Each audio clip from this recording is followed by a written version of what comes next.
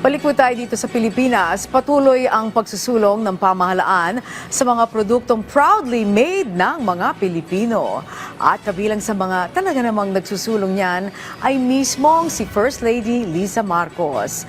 Sa katunayan, nakibahagi ang unang ginang sa pagdiriwang ng Marikina Shoe Festival bilang pagsuporta sa lokal nitong industriya at tradisyonal na paggawa ng sapatos.